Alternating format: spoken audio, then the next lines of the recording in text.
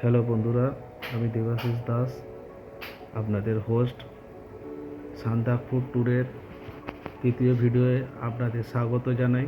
আজকে আমরা চলেছি সান্দাকফুর উদ্দেশ্যে, কিন্তু সান্দাকফু যাওয়ার আগে কিছু কথা আপনাদের সঙ্গে শেয়ার করে নিতে চাই, যেটা না হলে সান্দাকফু যাওয়ার রাস্তাটাই আপনাদের অজানা মনে হবে। সান্দাকফু যেতে গেলে কতগুলো জায়গা আপনাদেরকে ঘুরিয়ে দেখতে হবে, জায়গা দেখাবে ট্যুর গাইড। তার মধ্যে হচ্ছে চিত্তে, ম্যাকমা, টনলিং, জোরবাড়ি, বৈরিবাস, কালপুকুরি, দ্বীপের ভঞ্জন এবং অবশেষে সান্দাকফু। তো আপনারা যে রাস্তায় চলেছি সেই রাস্তাটা নিজে থেকে একটা ট্যুরের মতো, অতএব রাস্তাকে বাদ দিয়ে এই ট্যুর হবে না। তাই অবশ্যই আপনার রাস্তার ওপরেই বেশি জোর দেবো, কারণ এখানে রাস্তাটাই একটা জার্নির মতো, ট্যুর গাইডের মতো। নেচার আপনাদের কাছে রাস্তাতেই সব কিছু নিয়ে বসে আছে। তাই যাবার রাস্তা অবশ্যই আপনারা খুব মন দিয়ে দেখবেন এবং নেচারের মধ্যে দিয়ে চলার যে সুন্দর একটা অনুভূতি, আপনারা সেটা ফিল করবেন। আমাদের আজকে প্রথম ডেস্টিনেশন চিত্তে একটা ছোট্ট জায়গা, যেখান থেকে পাহাড়ের খুব সুন্দর সুন্দর ভিউটি দেখতে পাওয়া যায়।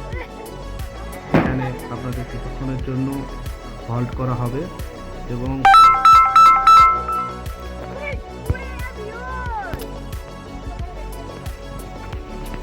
এই জার্নিতে আরও দু একটা কথা আপনাদের না বললেই নয়।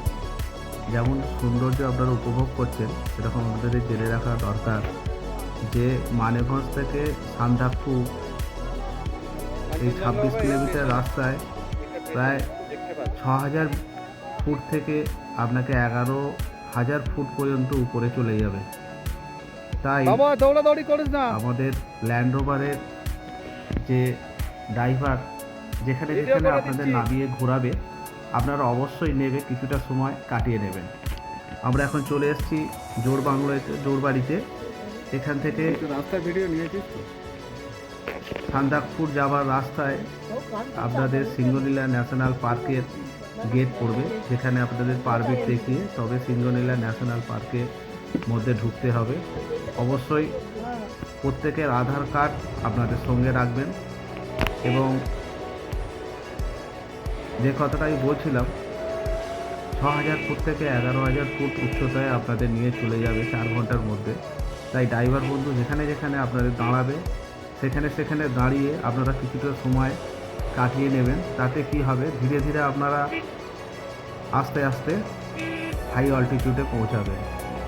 এবং একটা কথা আরও বলে রাখা দরকার, লো অল্টিটিউড থেকে যখন হাই অল্টিটিউডে যাবেন তখন বেশি দৌড়াদৌড়ি করবেন না, নিজেকে অ্যাকোমোডেট করার চেষ্টা করবেন, পরিবেশের সঙ্গে খাপ খাইয়ে নেওয়ার চেষ্টা করবেন, তাহলে আপনাদের সুবিধে হবে। এখন আমরা চলেছি সিঙ্গনীলা ন্যাশনাল পার্কের মধ্যে দিয়ে। অদ্ভুত সুন্দর রাস্তা, অদ্ভুত সুন্দর প্রকৃতির মধ্যে, পাহাড়ের মধ্যে দিয়ে এবং পাহাড়ের মধ্যে জঙ্গলের মধ্যে দিয়ে যে রাস্তা এত সুন্দর হতে পারে, আপনারা সান্দাকফু আর না গেলে আপনারা ধারণাও করতে পারবেন না। আমি বলবো জীবনান্তত একবার সান্দাকফু আপনারা যান, অবশ্যই সুন্দরভাবে ঘুরে আসুন। আর দু একটা কথা, অনেকেই মনে করেন যাদের বয়স হয়ে গেছে তারা সান্দাকফু যেতে পারবেন না, কিন্তু আমি আমার মাকে নিয়ে গেছি এই ট্রিপে। আমার মায়ের বয়স প্রায় 70 বছরের বেশি, কিন্তু গাড়ি থেকে নেবে হয়তো বেশি হাঁটাচলা করতে পারছেন না, কিন্তু আমার সঙ্গে আমার মা সুন্দরভাবে সুস্থভাবেই ঘোরাফেরা করছেন, কোনো অসুবিধা হয়নি। তাই বয়সজনিত বাধা কোনো বাধাই নয়। আপনারা মনটাকে সুন্দর করুন, তাহলে আপনারা এই রাস্তায় ভ্রমণ করতে পারবেন। আমরা এখন সিঙ্গনীলা ন্যাশনাল পার্কের ভেতর দিয়ে যাচ্ছি। এখানে রেড পান্ডা দেখতে পাওয়া যায় ভাগ্য ভালো থাকলে। আমরা চেষ্টা করছি যদি ভিডিওতে আপনাদের রেড পান্ডা দেখাবার আমরা দেখতে পাই তাহলে অবশ্যই দেখাবো। আপনারা রাস্তাটা উপভোগ করুন এবং প্রকৃতির যে অনবদ্য সৌন্দর্য এই রাস্তার মধ্যে দিয়েই রয়েছে, আপনারা সেটা দেখতে থাকুন। আর কিছুক্ষণের মধ্যেই আমরা চলে আসবো হচ্ছে গৈরিবাস। গৈরিবাস একটা ছোট্ট কসবা, ছোট্ট গ্রাম। এখান থেকে খুব সুন্দর নেচার দেখতে পাওয়া যায়। ওয়েদার ভালো থাকলে এখান থেকে কাঞ্চনজঙ্ঘার প্রথম দর্শন আপনাদের হয়ে যাবে। আর গৈরিবাসের পর থেকেই রাস্তাটা কিছুটা খারাপ হওয়া চালু হয়। অবশ্যই আপনারা এখানে যদি কিছু খাওয়া দাওয়া করার থাকে খাওয়া দাওয়া করে নেবেন। এখানে অনেক ছোট ছোট রেস্টুরেন্ট আছে এবং আপনারা যে অনেক উপরে উঠে এসেছি সেটা দেখতে পাচ্ছেন। এখানের ঘাসগুলো, গাছগুলো একটু অন্য ধরনের হয়ে গেছে। গৈরিবাস প্রায় 9000 ফুট ওপরে সমুদ্রপৃষ্ঠ থেকে। এখান থেকে আপনাদের আসল লড়াই যে আছে সেইটা এখান থেকে শুরু হবে। রাস্তাটা এখান পর্যন্তই, মানেভঞ্জ থেকে গৈরিবাস পর্যন্তই রাস্তাটা ভালো, তারপরে রাস্তাটা আস্তে আস্তে খারাপ হতে থাকে।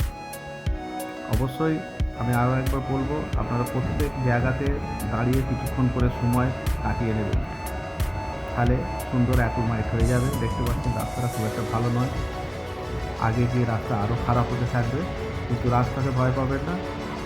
রাস্তার জায়গাতেই আছে। আপনি গাড়িতে আঁটোসাঁটোভাবে বসে থাকুন এবং পরিবেশের সুন্দর প্রাকৃতিক দৃশ্য উপভোগ করুন এবং চলতে থাকুন।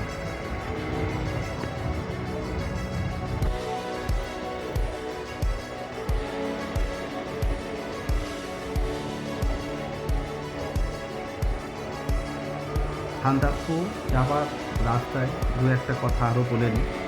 যেহেতু সান্দাকফু ভারত এবং নেপালের বর্ডারে অবস্থিত, সেহেতু প্রত্যেকের আধার কার্ডের অরিজিনাল থাকা বাধ্যতামূলক।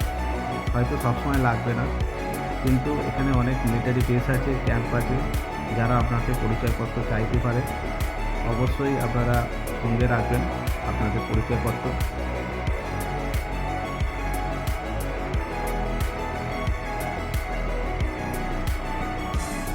এই রাস্তা দিয়ে আমরা গাড়িতে করে যাচ্ছি, তাই আমাদের এত সুন্দর লাগছে।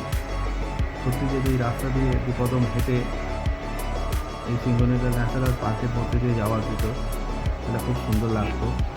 আর একটা কথা, ঠান্ডার দেশে ঠান্ডার সময় সুন্দর, ঠান্ডা ছাড়া এত সুন্দর প্রাকৃতিক দৃশ্য আপনারা দেখতে পাবেন না। তাই চেষ্টা করবেন যে যখন কোনো ঠান্ডার দেশে ঘুরতে যাচ্ছেন, তখন ঠান্ডার সময়তে যাওয়াই সবচেয়ে বেস্ট সময়।